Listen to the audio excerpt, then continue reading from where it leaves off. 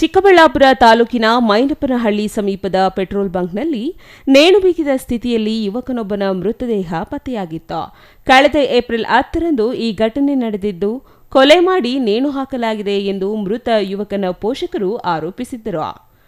ಬಾಪೂಜಿನಗರದ ನಿವಾಸಿ 20 ವರ್ಷದ ಯಶವಂತ್ ಮೃತಪಟ್ಟ ಯುವಕನಾಗಿದ್ದು, ಯುವಕ ಶವ ಪೆಟ್ರೋಲ್ ಬಂಕ್ ಕೊಠಡಿಯಲ್ಲಿ ನೇಣು ಬಿಗಿದ ಸ್ಥಿತಿಯಲ್ಲಿ ಮೃತದೇಹ ಪತ್ತೆಯಾಗಿತ್ತು.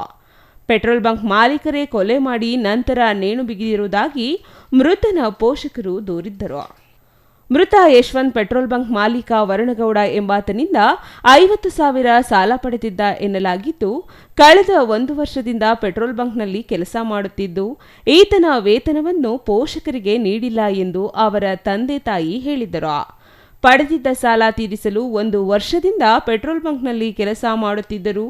ಬಂಕ್ ಮಾಲೀಕ ವರುಣ್ ಗೌಡ ಎಂಬಾತ ಪ್ರತಿನಿತ್ಯ ಕರೆ ಮಾಡಿ ಸಾಲ ತೀರಿಸುವಂತೆ ಪೀಡಿಸುತ್ತಿದ್ದ ಎಂದು ಮೃತನ ಪೋಷಕರು ಅಳಲು ತೋಡಿಕೊಂಡಿದ್ದರು. ಅಲ್ಲದೆ ಪೆಟ್ರೋಲ್ ಬಂಕ್ನಲ್ಲಿ ಸಿಸಿ ಕ್ಯಾಮೆರಾಗಳಿದ್ದು, ರಾತ್ರಿ 10:45ರವರೆಗೂ ಸಿಸಿ ಕ್ಯಾಮೆರಾಗಳು ಚಾಲ್ತಿಯಲ್ಲಿವೆ. ಅದರ ನಂತರ ಆಫ್ ಆಗಿವೆ. ಸಿಸಿ ಕ್ಯಾಮೆರಾಗಳು ದಿನದ 24 ಗಂಟೆಯೂ ಚಾಲ್ತಿಯಲ್ಲಿರಬೇಕು. ಆದರೆ ರಾತ್ರಿ 10:45ಕ್ಕೆ ಯಾಕೆ ಆಫ್ ಆಗಿದೆ ಎಂಬುದು ಮೃತನ ಪೋಷಕರ ಪ್ರಶ್ನೆಯಾಗಿತ್ತು. ಇನ್ನು ಯಶವಂತ್ ನೇಣು ಬಿಗಿದುಕೊಂಡು ಆತ್ಮಹತ್ಯೆ ಮಾಡಿಕೊಂಡಿರುವ ವಿಚಾರ ಬಂಕ್ ಮಾಲೀಕರು ಮೃತನ ಪೋಷಕರ ಗಮನಕ್ಕೆ ತಂದೇ ಇಲ್ಲ ಎಂಬುದು ಮತ್ತೊಂದು ಆರೋಪವಾಗಿತ್ತು.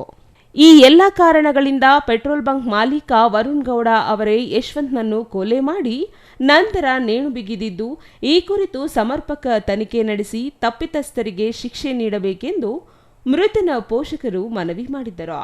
ಈ ಸಂಬಂಧ ಚಿಕ್ಕಬಳ್ಳಾಪುರ ಗ್ರಾಮಾಂತರ ಠಾಣೆ ಪೊಲೀಸರು ಸ್ಥಳಕ್ಕೆ ಭೇಟಿ ನೀಡಿ ಪರಿಶೀಲನೆ ನಡೆಸಿ ತನಿಖೆ ಕೈಗೊಂಡಿದ್ದರು.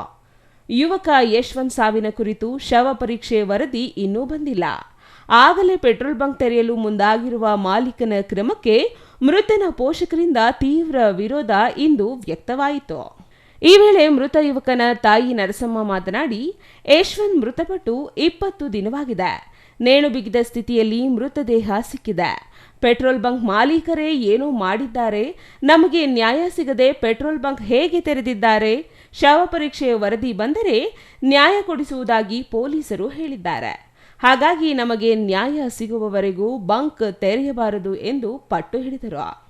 ನಮ್ಮ ಮಗ ತೀರೋಗಿ 20 ದಿವಸ ಆಗೈತೆ. ಇಲ್ಲೇ ಕೆಲಸ ಮಾಡ್ತಾ ಇದ್ರು 2 ತಿಂಗಳಿಂದ. ಗುರುವಾರ ಮನೆಗೆ ಬಂದರು. ಶುಕ್ರವಾರ ಮನೆಗೆ ಬಂದಿದ್ದು ಬೆಳಗ್ಗೆ 11 ಗಂಟೆಗೆ ಇಲ್ಲಿಗೆ ಬಂದಿದ್ರು ಕೆಲಸಕ್ಕೆ. ಅವತ್ತು ಬೆಳಗ್ಗೆನೇ ಡೆತ್ತಾಗಿದ್ದಾರೆ. ಇವರೇ ಶನಿವಾರ ನೈಟು ಡೆತ್ತಾಗಿದ್ದಾರೆ. ಇವರೇನೋ ಮಾಡಿ ನೇಣಾಕ್ಬಿಟ್ಟಿದ್ದಾರೆ. ನೇಣಾಕಿ ನಮಗೇನು ಅವತ್ತು ಹೋದವರು ಬಾಡಿ ಓನರ್ ಮಾಡಿ ಹಿಂಗೆ ಹೋದವರು ಇವತ್ತಿಗೂ ಬಂದಿದ್ದಾರೆ. ಇವತ್ತು ಬಂದಿದ್ದಾರೆ. ನಮಗೆ ನ್ಯಾಯ ಎಲ್ಲ ಸಿಗೈತೆ. ಇನ್ನು ರಿಪೋರ್ಟೇ ಬಂದಿಲ್ಲ, ನ್ಯಾಯನೂ ಸಿಗಲಿಲ್ಲ ನಮಗೆ. ಇಲ್ಲಿ ಹೆಂಗೆ ಓಪನ್ ಮಾಡಿದ್ದಾರೆ ಇವರು ಬಂಕ್ನವರು? ಹೆಂಗೆ ಪರ್ಮಿಷನ್ ಕೊಟ್ಟಿದ್ದಾರೆ? ನಮ್ಗೆ ನ್ಯಾಯ ಸಿಗಲಿಲ್ವಲ್ಲ, ಹೆಂಗೆ ಪರ್ಮಿಷನ್ ಕೊಟ್ಟಿದ್ದಾರೆ? 20 ಮಗುನ ನಾವು ಸಾಕಿ ಬೆಳೆಸಿ ದೊಡ್ಡವ್ರು ಮಾಡಿದ್ದೀವಲ್ಲ, ಇವ್ರು ಬಂದ್ರಲ್ಲ, ಇವ್ರಿಗೆ ಇವ್ನು ಬಾಯಾಗಿ ಇಕ್ಕೊಂಡಲ್ಲ ಮಣ್ಣು ಮಾಡೋಕ್ಕೆ. ನಮಗ ಎಲ್ಲ ಸಿಕ್ಕಿದ್ದಾನೆ, ನ್ಯಾಯ ಎಲ್ಲ ಸಿಕ್ಕೈತೆ ನಮಗೆ. ರಿಪೋರ್ಟ್ ಬರಲಿ ಅಂದರು. ರಿಪೋರ್ಟ್ ಬರೋಣ 1 ತಿಂಗಳಾಗ್ತದೆ ಅಂತ ರಿಪೋರ್ಟ್ ಬರ್ತೀನಿ, ನ್ಯಾಯ ಕೊಡಿಸ್ತೀನಿ ಅಂತ ಅವರು ಹೇಳಿದ್ದಾರೆ.